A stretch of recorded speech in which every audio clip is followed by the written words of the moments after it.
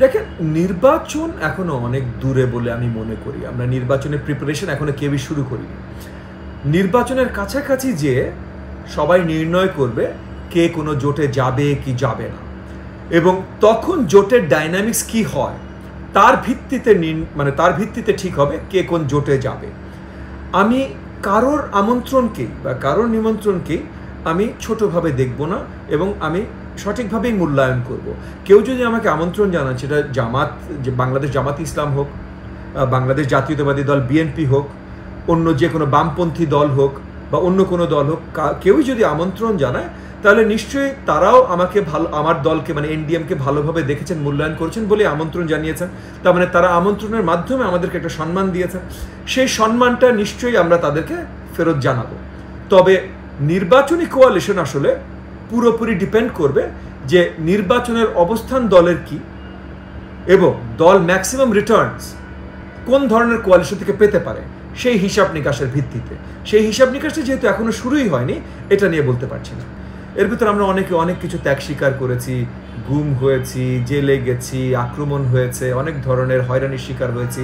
হাজার আপনার বিরোধী রাজনৈতিক কর্মীরা তাদের প্রাণ হারিয়েছে, লক্ষ বারবার জেলে গেছে, কত লক্ষ কেস আছে তাদের এগেনস্টে বা আমাদের সবার মিলিয়ে এগেনস্টে কত লক্ষ কেস ছিল, এটা হয়তো কেউ গুনতিও করেনি। বিএনপি হয়তো একা গুনতি করেছে তাদের আপনার কর্মীদের বিরুদ্ধে 66 মিলিয়ন কেসেস, 60 লাখ কেস, কিন্তু ওভারঅল পুরো দেশে কত করেছে এটা গুনতির বাইরে চলে গেছে।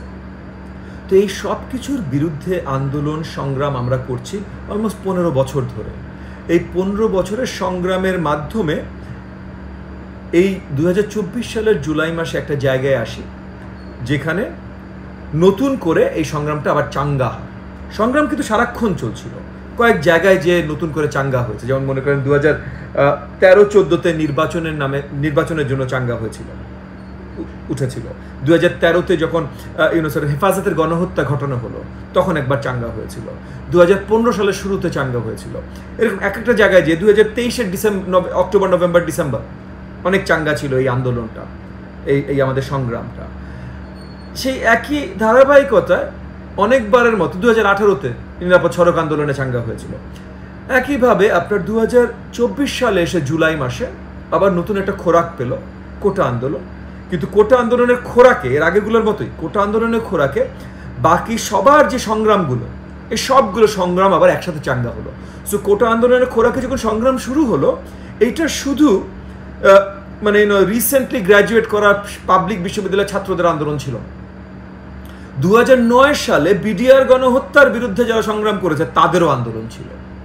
2013 সালে হেফাজতের গণহত্যায় যারা আন্দোলন করেছে তাদেরও সংগ্রাম ছিল।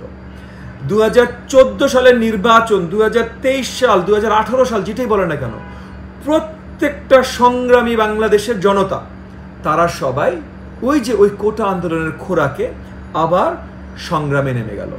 এবং সেই সবাই মিলে সংগ্রামে নামার কারণেই অগস্টের 5 তারিখে আমরা সক্ষম হলাম এই ফ্যাসিস্ট আওয়ামী সরকারকে টেনে হেঁচড়ে নামানোর। সো আমি যদি কি আলোকে দেখি বলবো, যদি প্রশ্নটা হয় তাহলে এই আলোকে দেখি যে এই গণ অভ্যুত্থান, এটা আসলে একটা গণ অভ্যুত্থান ছিল, যে গণ অভ্যুত্থানটা পুরো জনগণের অভ্যুত্থান হয়ে উঠে দাঁড়াতে 15.5 বছর সময় নিয়েছে।